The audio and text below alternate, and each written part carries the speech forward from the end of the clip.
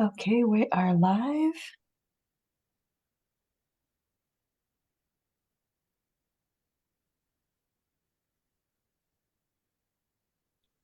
Hello, everyone. Thanks for joining us today at TPT Talks. And first, we can start with the introduction of our speakers today.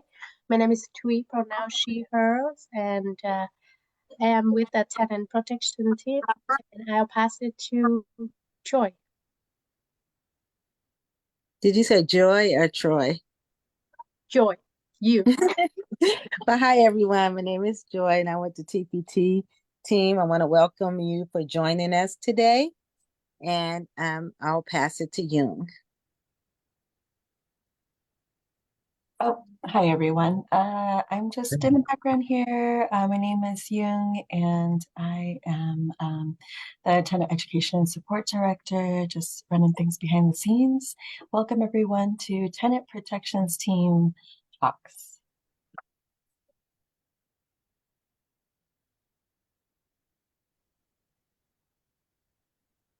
And Troy, can you introduce yourself? Yes, hello everybody. I'm Troy Pickard. I am an attorney here in Portland. I have been collaborating with the Community Alliance of Tenants for well over a decade now, and I'm constantly reminded about what a valuable resource they are for tenants in the Portland area and all over Oregon. And I'm very happy to be presenting with them today. Thank you. And we do have guest speakers from our partner organization, a community energy project. I will hand it to them.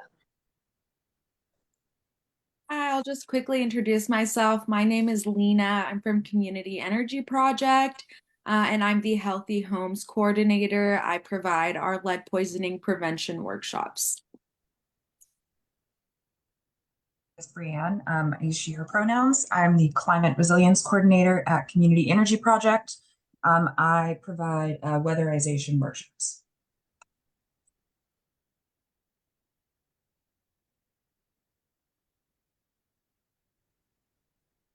Thanks everyone for the introduction. And now we're gonna dive into our presentation today with the mold and lead topic.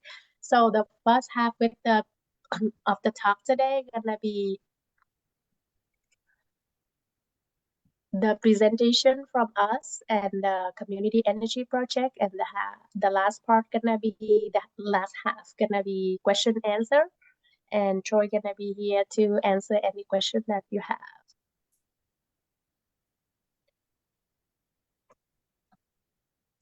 So who are we?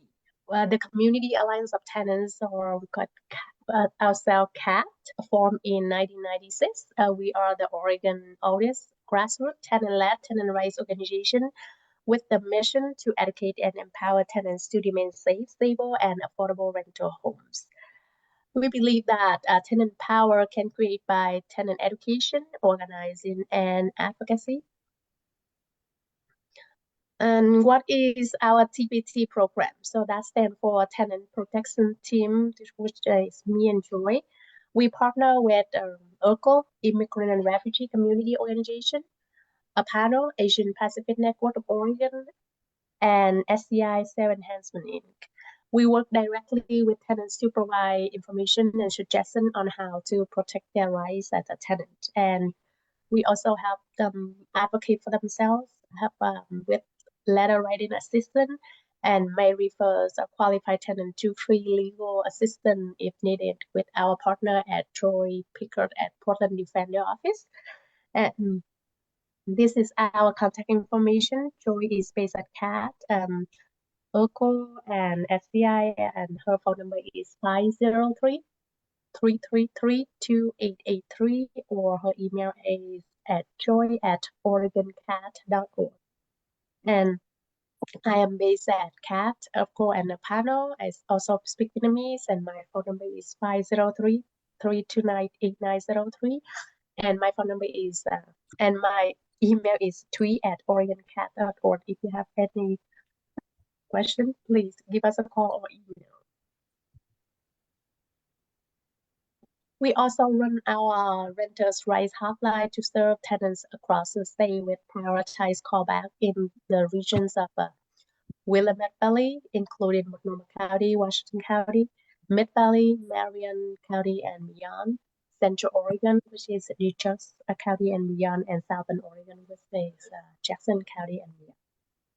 We are a warm line, so meaning that when you call us, you leave us a voicemail, and a hotline specialist will return a call during business hours. And those hours would be Monday, Wednesday, Fridays, and Saturday from 1 to 5, and Tuesday evening from 5 to 5 p.m., 5 to 8 p.m. And if you are a CAT member, you can call our live line to talk a live person that on Tuesday night from 6 to 7 p.m. and Saturday from 1 to 2 p.m. And this is our Renters Rights Hotline. Phone number at 503-288-0130.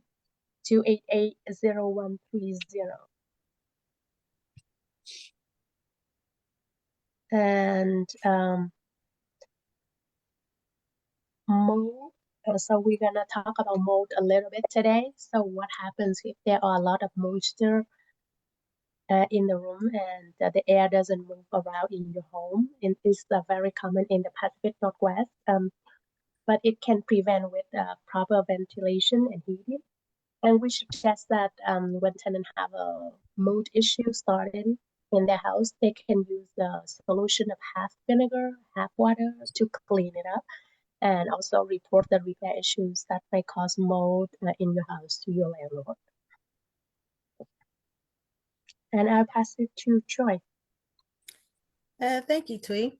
Well, according to the ORS 90.320 law, landlords must keep your place and common areas in good repair, effective waterproofing, weather protection, working heaters, and good air movement. Landlords should be responsible for taking care of more common problems that create mold.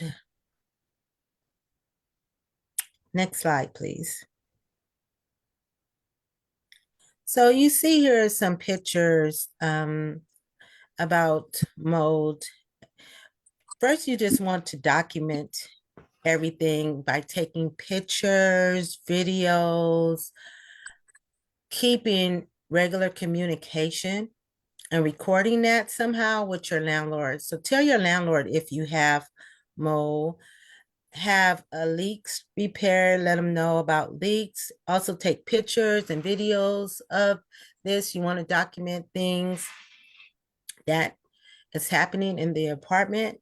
Scrub and dry signs of mold. Use a cleaning solution such as a cup of vinegar and a cup of water, mixing that together, pulling your furniture away from the wall, proper ventilation throughout the unit, and keeping things dry.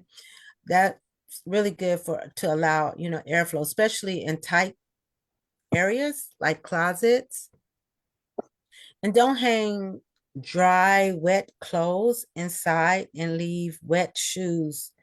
Leave your wet shoes and wet things outside. But just trying to monitor that as best as you can.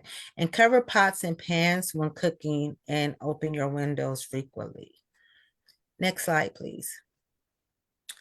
Open curtains, windows, and doors for a half an hour in the morning and in the evening.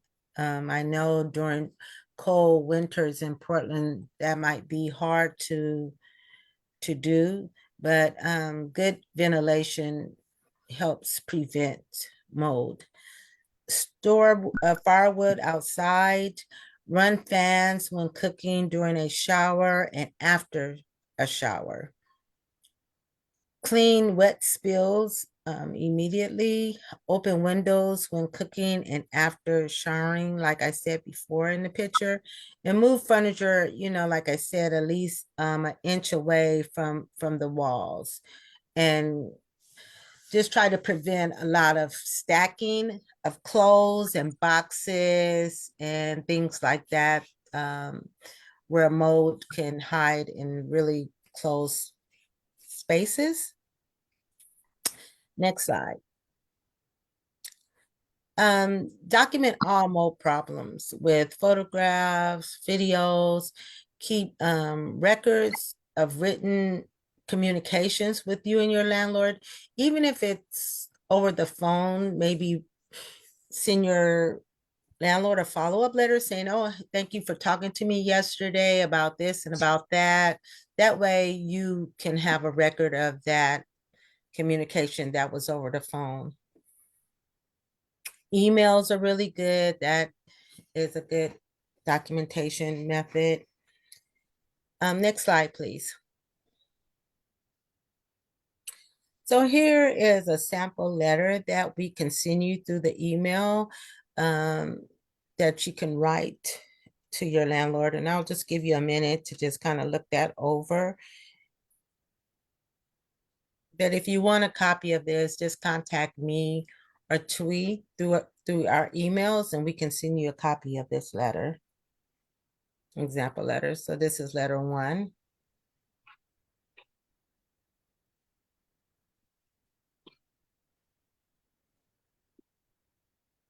And this is letter 2. After you have written a letter 1, maybe send a follow-up letter, letter 2, with pictures and anything else you have documented. And we are able to help you write letters as well. We have a letter writing clinic. I'll give you a few minutes. This is letter 3. I'll give you a few minutes to just look at this example.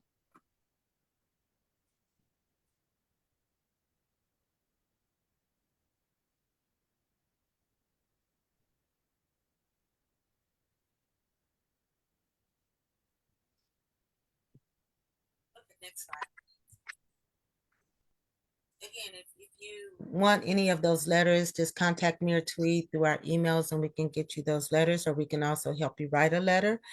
And here are some mold city inspection programs.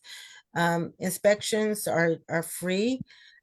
They do take a while for them to contact you back because of many people that are on the waiting list to get in city inspections, but they are free and they come out and do inspections, and they will give you a copy of the inspection, and they will contact the landlord and give them a specific date to fix the issue, to fix the problem. And if they don't, then city inspectors have the ability to start fining landlords money until they fix the issue. So here are some cities that of the numbers of city inspectors in your city. And we'll leave that up for a second so that you can copy these down. You can also find it on Google if you wanted to get the city inspector in your city or in your county.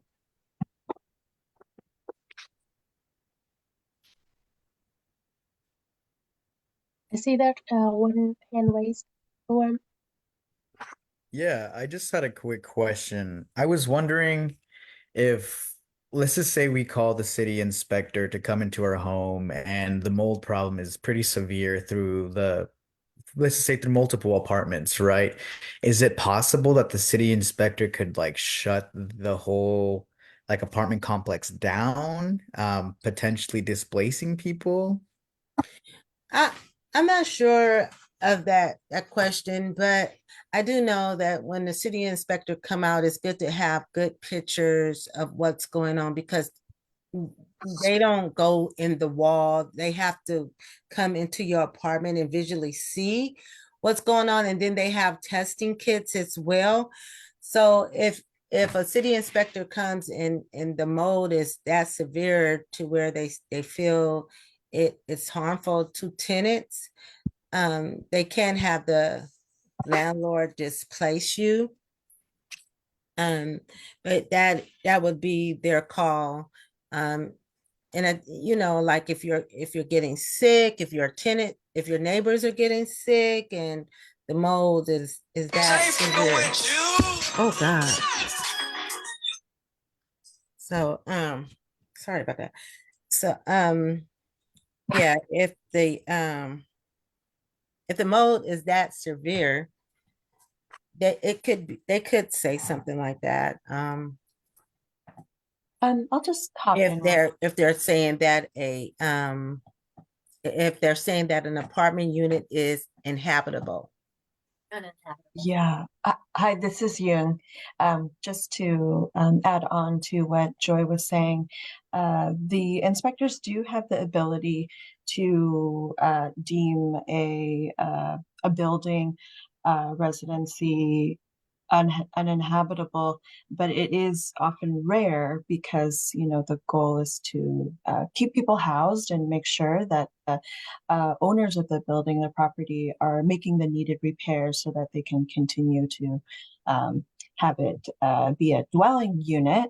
But it is a possibility. I would just say it's pretty rare for an inspection to result in,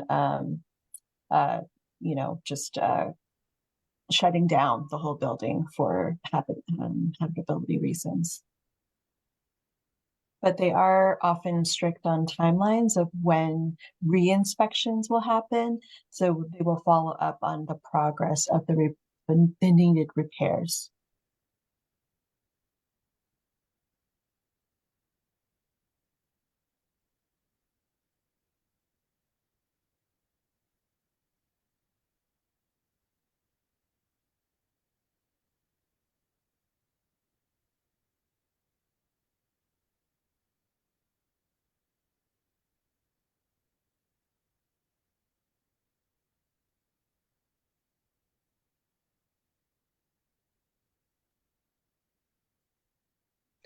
And we recommend that don't withhold your rent when repairs are not made unless you've been advised to do so by an attorney who agreed to represent you in eviction court, because very often a landlord will serve you with a 10 days termination notice for non-payment of rent if you withhold rent. So we don't recommend that unless you are advised by an attorney that will agree to represent you.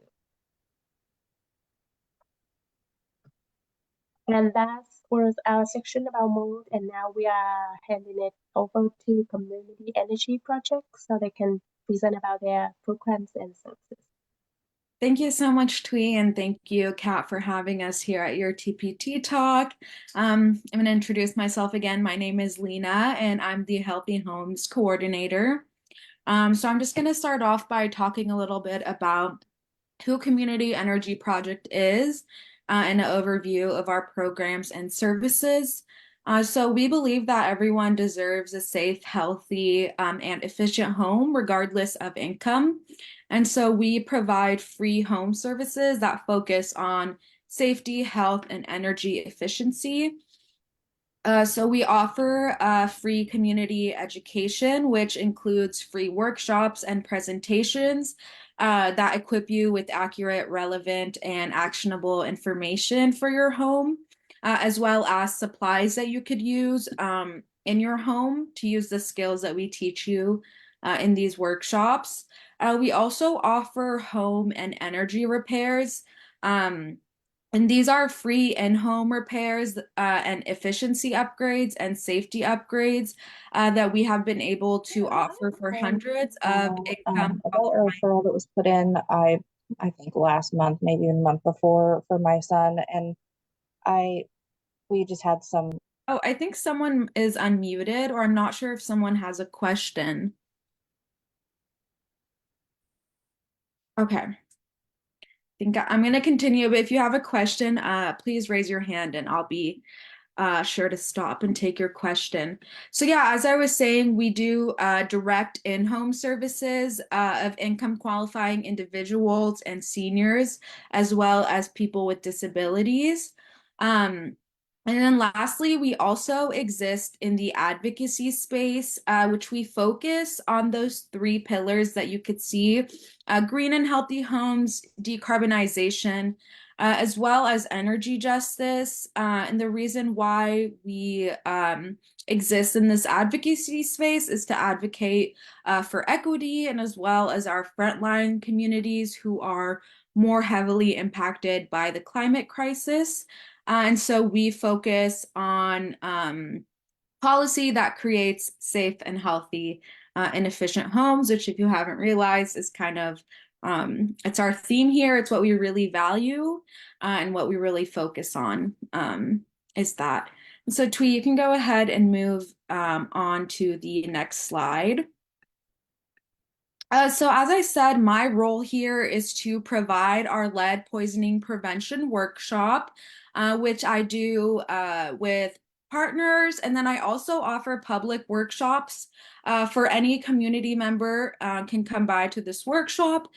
And basically what this workshop focuses on, it talks about the health impacts of lead. It also goes over the historical use of lead. And lastly, and the main focus of this workshop is to talk about the common areas in our homes where we tend to be exposed to lead. And that is the paint in our homes, the drinking water in our homes, the soil in our home, not in our home, but the soil surrounding our home. And then lastly, some household items and toys in our homes could also be either made of lead or have lead paint on them, which can make them dangerous to our families and our children around us. So lead is especially dangerous to children under the ages of 6 and those who are pregnant. And that's because from being a fetus to when you're 6 years old, that's the age where our brains and nervous systems are developing still. And so they're more sensitive to the harmful effects of lead. And so that's why if you have children in your home or anyone under the ages of 6, that's when you really want to be cautious about the existence of lead in our homes, in our environments, and in our space. In order to protect our children whose growing bodies are more sensitive and oftentimes absorb more lead. And one of our main focuses of lead in this workshop is lead in lead-based paint. And the reason why we talk about lead-based paint mostly in this workshop is because that's where we're most likely to encounter lead in our daily lives. In Multnomah County, about 80% of childhood elevated blood lead level comes from lead-based paint that they encountered, whether in their homes or somewhere in their lives. Lead-based paint is more dangerous when it is chipping, so when it is in bad condition. That's because that's when we're most likely to ingest the paint, because it's dusty, it's floating in our air, it's the dust chips and it settles on our windowsill. And so ingesting or breathing in this leaded dust from lead-based paint is causing major lead exposures in our area. And unfortunately, over 80% of housing in Multnomah County was built before the ban of lead-based paint. And so we're still encountering a lot of lead-based paint in a lot of homes in Multnomah County and in the greater area as well. And so as a renter, if you see damaged, chipping, flaking areas of paint in your house, you want to notify your landlord so that that paint area could be restored into good condition. It is your right as a tenant in Oregon to have a home that's safe and lead-free. And so if you are having problems with contacting your landlord and getting any painted areas fixed, CAT is actually one of the resources that I share with my workshop attendees to get support on having your landlord mediate any lead exposures or hazards in your home. And yeah, so I guess I'll go over a few more things that you could do to keep your self safe from lead that you could do on your own. So as I said, for paint, if you have any deteriorating paint, you want to notify your landlord so that you could get that paint restored. In terms of household items and toys, I would say this is the next most common place you might encounter lead in your home.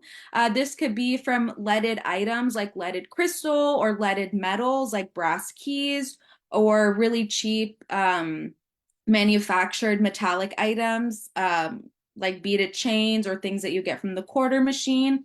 Could also be painted pottery or antique china, or any antique furniture that might have been painted with lead-based paint or lead-based varnish. So those are other items that you could get tested. And if you do get an item that has lead in it, you want to either dispose of it or put it in a secure and safe space in your home, where children can't access it so they don't chew on it and ingest any lead. In terms of drinking water, you can reach out to the Portland Water Bureau, or whichever water bureau is in your area, and you can request a free lead test that will be sent to your home, and you just send them a sample of your tap water, and they'll test it for you. And then in terms of soil, the areas that you really want to avoid are any areas of soil that are by a painted building. So like the soil that's around the foundation of your home, or if you have like a painted shed in your backyard, the soil around that area where flicking or chipping paint might fall into. Those are some areas that you'll want to avoid. So like don't plant garden plants there, or don't let your kids play right around the foundation of your home, because painted or lead-based paint chips that land in the soil cause lead to naturally, what's the word, to bond with the soil, and therefore the soil gets contaminated. So yeah, if you are facing any problems in contacting your landlord to assist you with mediating lead hazards from your home, especially deteriorating paint, please contact CAT so that they could help you with that communication with your landlord. And then I'm going to have Twee move on to the next slide, and I think Bree is going to talk about our other workshop that we also offer. Hi, thank you, Lena. So my name is Bree. As I mentioned, I teach our weatherization workshops. So we have two weatherization workshops. We have a summer workshop, which is going to be kicking off probably next month, but we'll really get going in July, where we talk about waste, heat, and energy conservation, water conservation, mitigating humidity, which is where we talk about mold a little bit in the summer, but it's very much a winter kind of centric issue in our programming. Managing heat from outdoors, draft stopping, controlling airflow, and staying safe during extreme heat. These workshops run about an hour. I will provide a link to Twee and Young to share with you folks once I get a couple workshops scheduled if you're interested in participating. So if you meet our income guidelines, you do receive a free kit of materials. That kit includes a box fan, which we kind of go into detail on how to use your box fan, not only for kind of blowing on your face, which feels great, but also actually cooling your home without air conditioning, since most of us don't have AC. But yeah, as I mentioned, we do really stress kind of keeping that humidity down in the summer. Not only does it make us less comfortable in our homes, but as Joy mentioned, mold really likes the same conditions that we do, which is a nice, warm, comfortable room with lots of oxygen and something to eat. So we really, in the summer, we really like to focus on keeping that airflow moving as much as possible, addressing the mold when you see it. In the winter, when we do have our homes sealed off, we focus a lot more on keeping things as dry as we can. Again, as Joy mentioned, addressing any leaks that you may have in your home is important year round. So keeping that stagnant water off the floor, keeping it clean and dry. Growing up, my grandma would always make me completely wipe out the bathtub, but we also recommend using the vents in your bathroom until all of that water is evaporated to help keep your bathroom as dry as possible. Using the vents in your kitchen, as well as covering your food and cooking outside when you can, to help mitigate some of that humidity in your home. Because everything that we do generates humidity year round. So watering our plants, mopping our floors, taking showers, all of those things create humidity, which is what mold wants. So that's the big, yeah. So as I mentioned, I'll provide a link to check out what workshops we have coming up. I know Lena has several lead safety workshops scheduled this month and next month, and I'll get some in there as well if you're interested in participating in our weatherization workshops. But yeah, we'll just go to the next slide. If you would like to scan this, this will take you to our Eventbrite page. And again, like I said, I'll provide a link so you can check out some other things we have going on. Next, I'll leave it first. Okay, perfect. We also are the, we at Community Energy Project are the low income facilitator for Oregon Community Solar. Next slide, please. What we have strived to do is knock down the barriers that a lot of lower and modest income individuals have when it comes to participating in solar. So we allow through Oregon or through Community Energy Project, participants can subscribe to an offsite solar program. It's open to renters. It's open to folks in mobile homes, apartments. It is open to everybody that meets the income guidelines. Next slide, please. If we have one, oh, we'll just go back a little bit, but yeah, I'll provide some information for that as well if you'd like to look into it.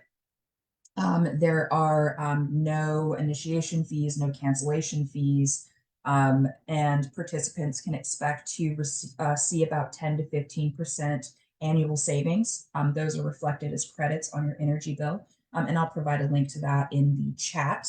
But if you have any questions about that, I am happy to answer them or direct them to Erica or David that are our community solar coordinators.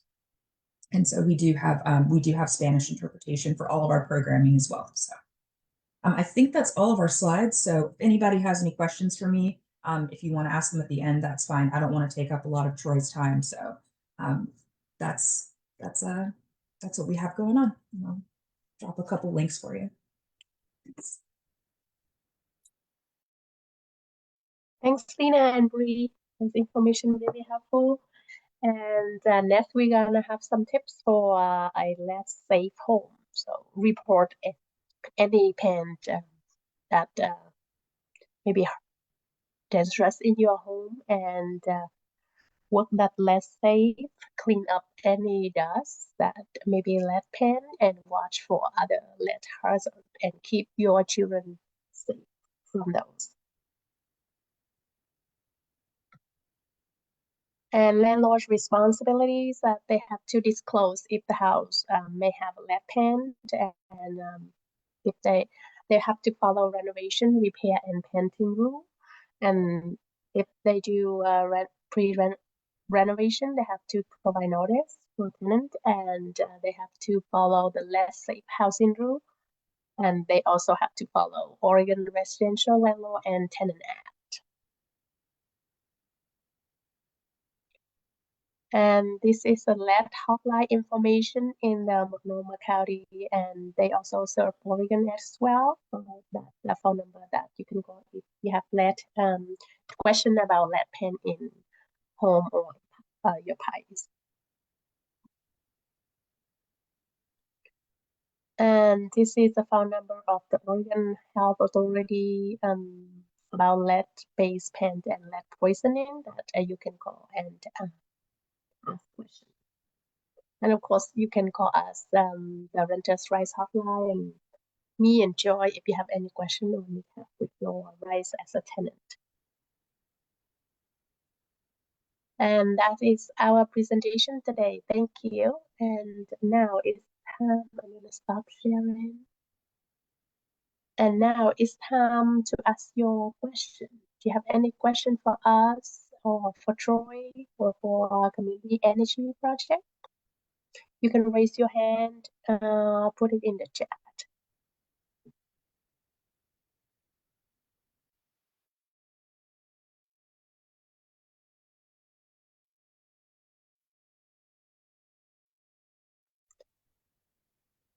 Yes, go ahead. Hi, everyone. My name is Juan Pedro Moreno. I'm a community organizer for Unite Oregon. And just wanted to thank everyone for presenting all this really informative information today. We regularly work with tenants in around these sort of issues. So I was wondering if I really liked the graphics that you had, the images about like explaining the different steps that we can take for preventing mold and things like that. Is there anything that you might have that is similar to like a maybe like a resource guide or maybe like those steps that you listed about like taking documentation and things like that? Do you perhaps have like a one pager or like maybe just like a resource guide sort of like explaining that process to tenants or other community members?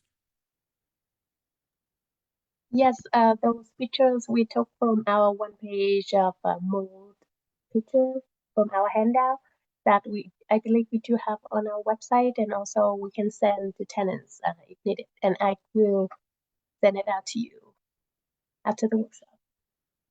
Thank you. Anyone else have a question?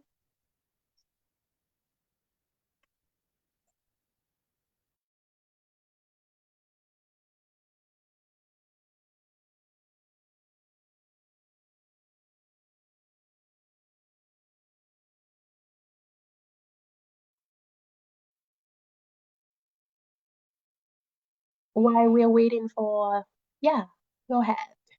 Yeah, Anyone? is it okay if I ask Troy something? Yes, he's here for your question. Bring it Okay. on. Hey Troy, I haven't really ever had a chance to speak to, I guess, lawyers specifically working around mold and like maybe like health, like home environments before. So I'm just kind of wondering like what resources are available for community members like at the moment that either might be like more affordable or free, if any. Yeah, I'm just really interested in how we can involve lawyers into this sort of thing, and how community members can like tap in and stuff. And if you offer like bilingual services by any chance or know of anyone. So in terms of what resources are out there legal wise, the Community Alliance of Tenants has a program called TPT, the Tenant Protection Team. And if you can get referred through that program, then you can get a consultation with me and maybe some additional help without it costing you anything. So that's one thing that there is, although that's somewhat limited. There are some times where legal aid will take on private, in an individual's case, but they're doing that less and less. If it's not a case that seems like it will impact a lot of tenants. And I think the other legal resource is just the reality that there are a few lawyers out there, I'm one of them, but there are maybe a few others that will take on tenant cases where it is clear to us that we can win and where it is clear to us that the landlord has money. We can take on cases without our clients paying us anything up front, where they can have a contingent fee agreement with us, where the only way the lawyer gets paid is if they actually win money for the tenant. Because otherwise, if it was just a matter of you always have to have thousands of dollars in order to hire a lawyer, that wouldn't work for hardly anybody. Cool. Thank you so much. I think that with alongside the documentation process that was highlighted earlier is really good steps for people to kind of start just kind of, accumulating their evidence and their way to be able to, represent their case the best. So thank you for that.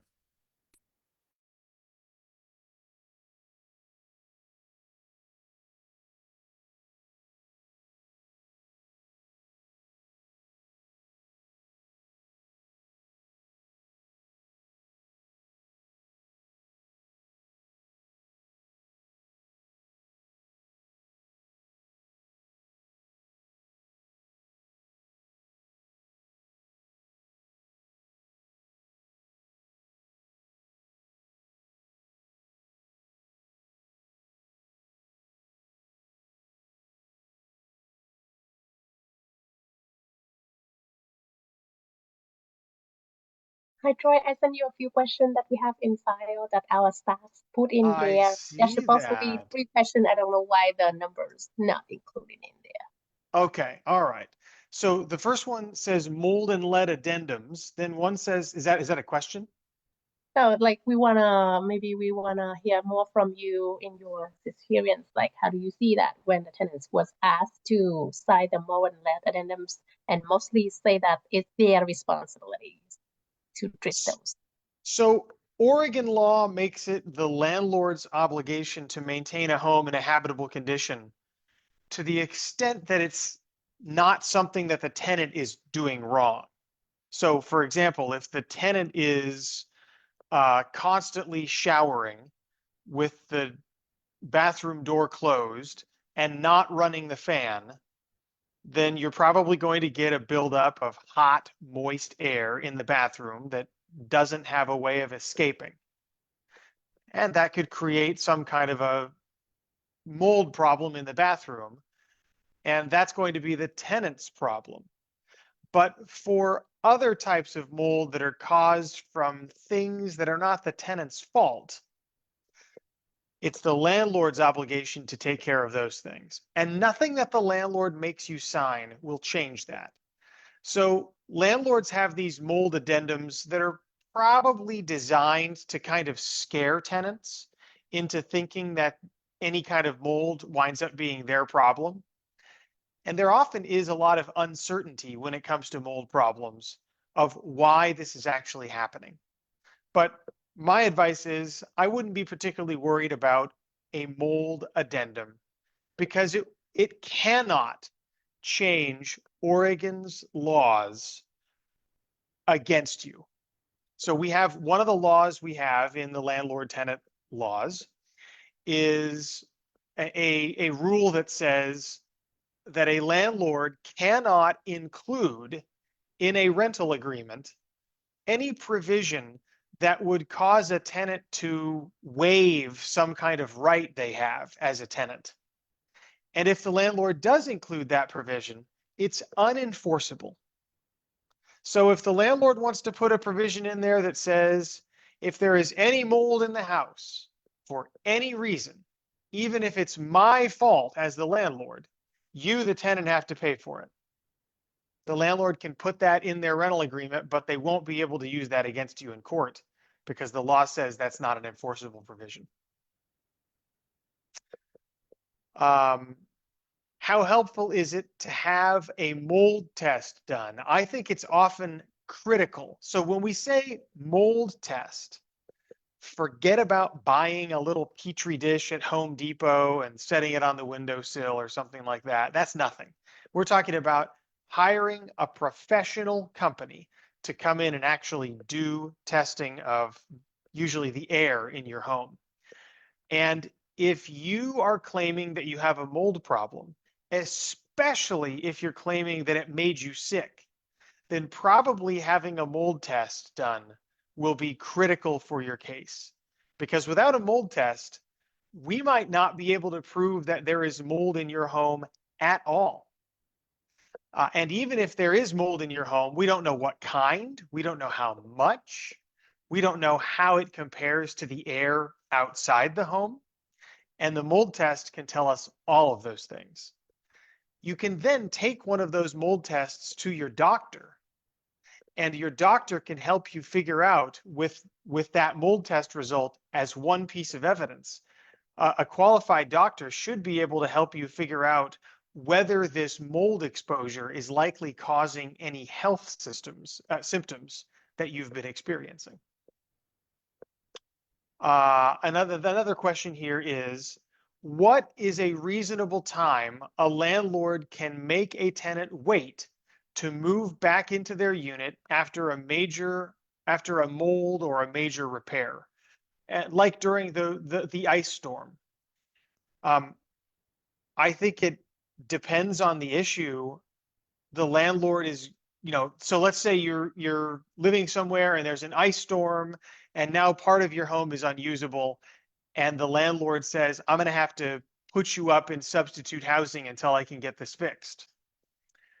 I think that the landlord is going to be self-motivated usually to do that, because if they have to pay for your substitute housing, then it's probably going to be more expensive than the rent they were getting from you. So they should feel motivated on their own to do it. But there isn't a certain number of days or anything. I mean, a problem could be minor, a problem could be major. Really, the question is not, in my mind, how long does a landlord have to get you back in the home? I think the question usually is, how does the landlord have to compensate me for the fact that I'm being impacted by these repair problems at the home? And that's always going to be kind of a case by case analysis.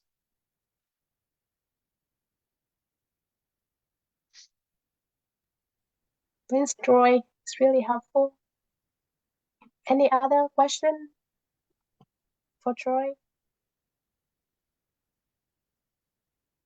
Is that related to this topic or not? Any legal question you have?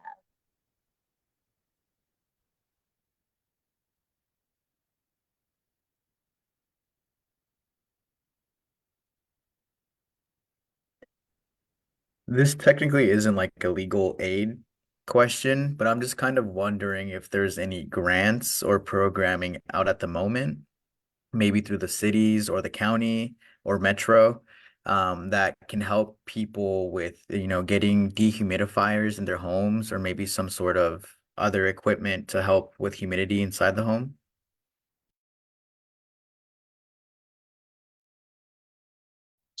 Speaking for myself, I'm not aware of like a government program that's providing dehumidifiers.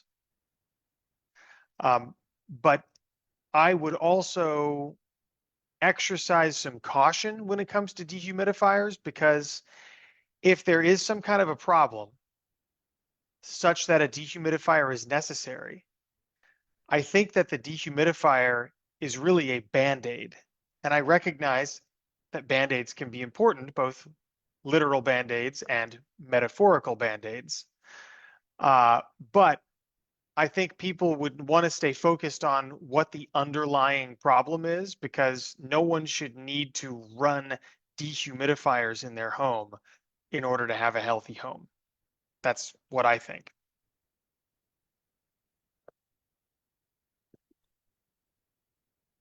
And I'm not aware of any program like that. I don't know any program that provides a free dehumidifier.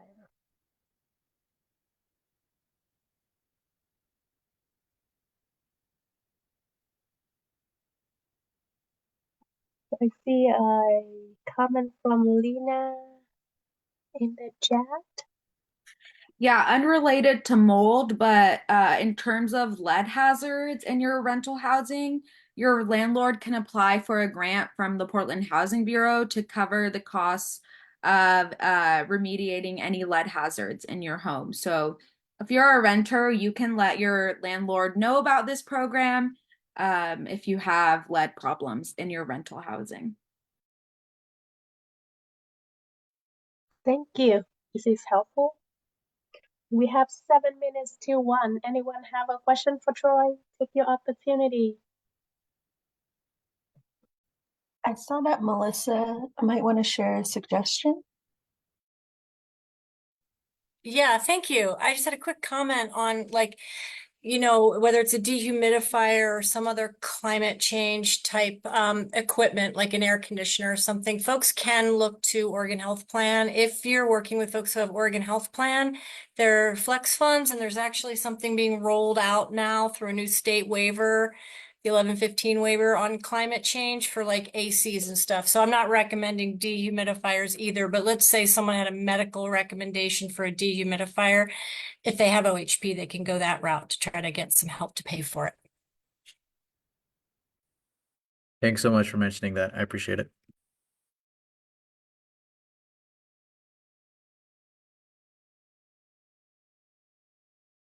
I see a hand raised from Kim. Thanks, Tree. I have a question about housing where someone is paying rent, but it's like Oxford housing, like you're just renting a room.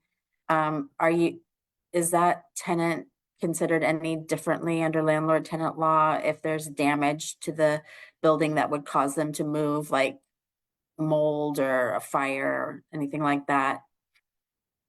And would they be eligible for Portland relocation assistance if they were forced out of their unit?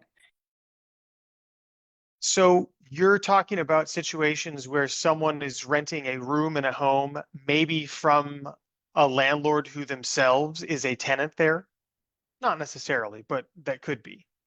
And so the answer to your first question is they are the same as any other tenant in terms of repair issues.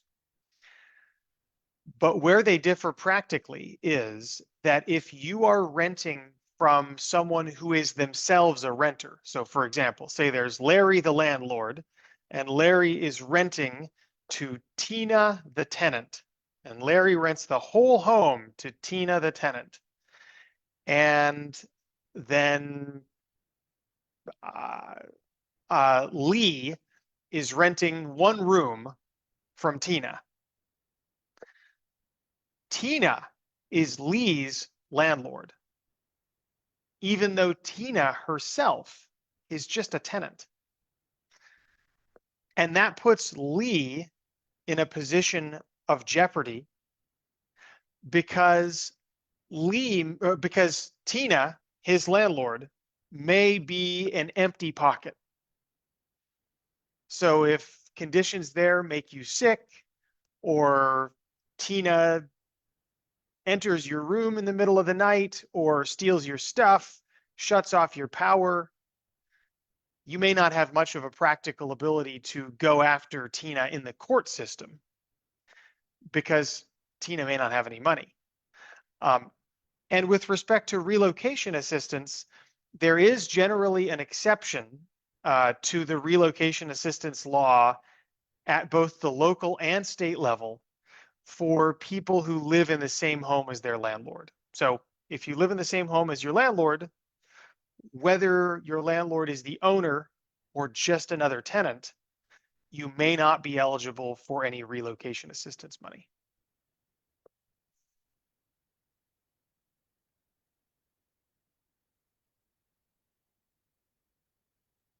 Does that answer your question, Kim? And if the landlord is just a landlord, that change it? They don't live there, they just own the building. Sorry, what's the question? Same scenario, but the landlord does not live in the house. I guess I thought your earlier question was, what is the situation? How is a my landlord lives here situation different than when my landlord doesn't live here? So I was trying to highlight the ways that it is different, but I guess I'm not sure what your question is when it's just more of a typical landlord tenant scenario. If you want to ask me a particular question, I'll try to answer it. Okay, I'm sorry. If it's an Oxford House type of situation where the landlord owns the house, but there's multiple tenants in the house and they have caused, and then there's damage to the house that causes them all to have to leave, are they eligible for any relocation assistance? Well, potentially with an Oxford House situation, I don't want to narrow in on those words specifically, but I have to say that potentially with an Oxford House situation, that could be completely exempt from Oregon's landlord tenant laws altogether, because one category of housing that is exempt from Oregon landlord tenant laws is when you're living somewhere, if you're a member of a fraternal or social organization, in the portion of a structure that is operated for the benefit of the organization. But also residents at some kind of an institution if it's incidental to providing you with, counseling or similar services. So be careful there. But let's say it's not an Oxford House situation. Let's say Larry, the landlord, owns a house and it has 5 bedrooms, and he rents out individual bedrooms to individual tenants, but the landlord lives in Alaska. That isn't going to make any difference to that tenant that tenant is going to have the same rights when it comes to relocation assistance or repair issues that a tenant would if they were just renting a home by themselves. Thank you.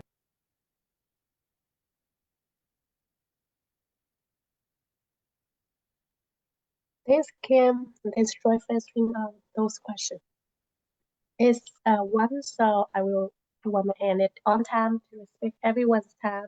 Thanks, Troy. Thank our ASL interpreters and our guest speaker from Community Energy Project today. Thanks everyone for joining today. Have a good rest of your day, and I'll see you at the next TPT Talk.